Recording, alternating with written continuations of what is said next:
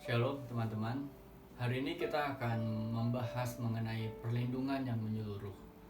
Ada satu hal dasar yang paling dibutuhkan oleh manusia, yaitu perlindungan. Apalagi di kondisi dunia sekarang yang sedang menghadapi virus corona, banyak orang yang ingin melindungi dirinya sendiri. Sebagai contoh, kepanikan-kepanikan orang akan keadaan yang semakin berbahaya dan tidak menentu membuat mereka jadi punya fenomena panic buying. Mereka ingin membeli bahan-bahan baku yang dapat mereka simpan, bahkan ada juga yang sampai menimbun stok masker. Koko pernah baca juga dari satu berita bahwa ada orang yang saking takutnya sampai memakai hand sanitizer di seluruh badannya. Dan ada juga oma-oma yang menuangkan sanitizer ke badan cucunya pas di bandara. Kalau misalkan kita baca beritanya mungkin terdengar lucu, tapi memang nggak bisa bohong bahwa keadaan dunia yang semakin tidak menentu ini membuat orang semakin khawatir dan ingin melindungi dirinya. Mereka juga akan semakin membaca berita-berita atau info-info yang kira-kira dapat melindungi diri mereka. Nah, dari kejadian seperti ini kita bisa melihat bahwa manusia itu begitu fragile, begitu rentan.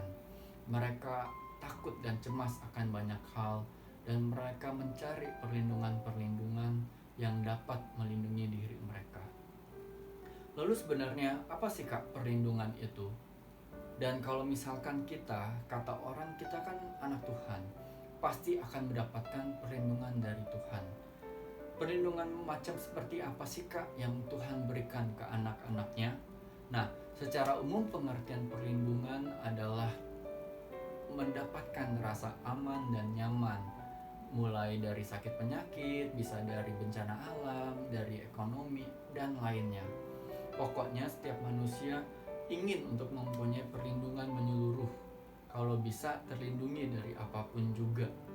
Jadi ibarat asuransi, mereka pingin untuk punya paket yang paling lengkap dan yang paling komplit, jadi bisa melindungi dari segala apapun.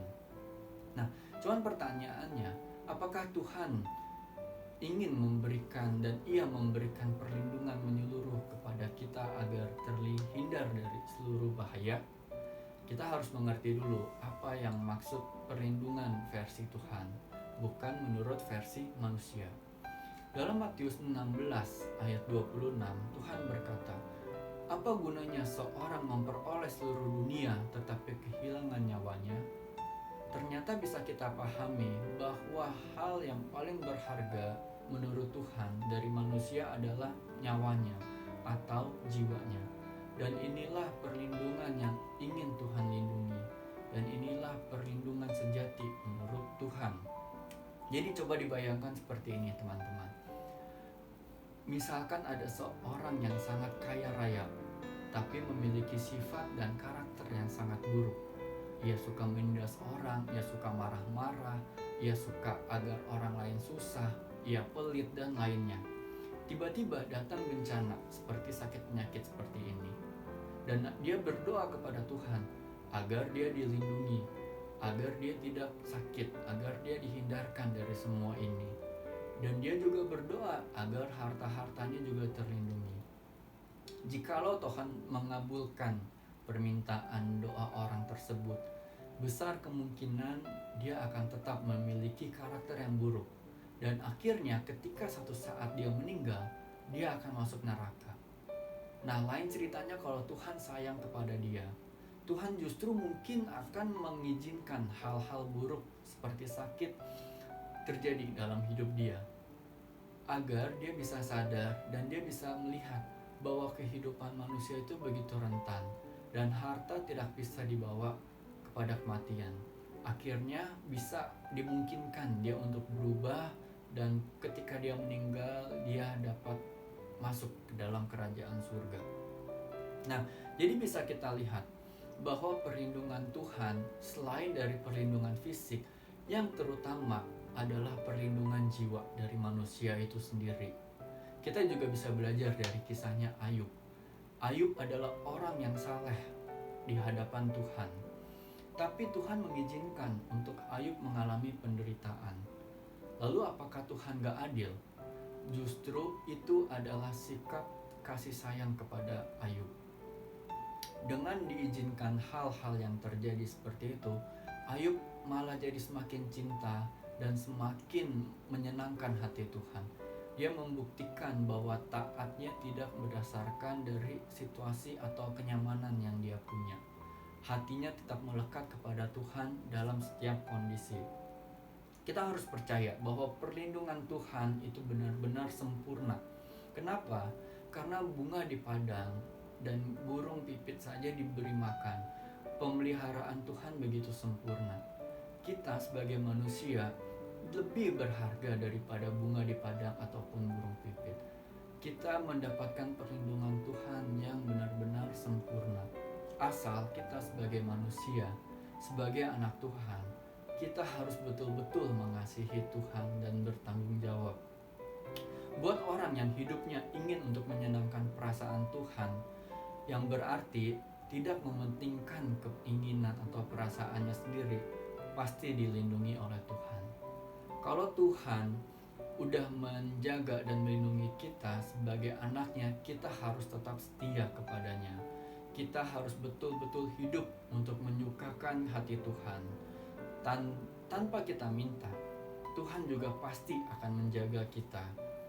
Untuk masalah-masalah jasmani seperti hal-hal yang sedang terjadi belakangan ini, kita nggak boleh khawatir. Karena orang yang khawatir berarti bisa dilihat bahwa hidupnya masih ada yang belum menyenangkan hati Tuhan. Dan orang yang khawatir itu sama saja dengan merendahkan Tuhan. Sama aja dengan dia nggak percaya sama Tuhan. Jadi Bapa yang memiliki seluruh jagat raya ini pasti melindungi umatnya. Dan manusia adalah ciptaannya yang paling berharga.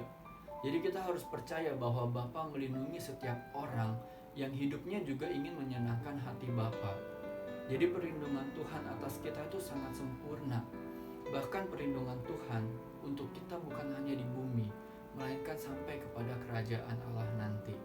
Buktinya, Tuhan sudah menyelamatkan kita dari api neraka.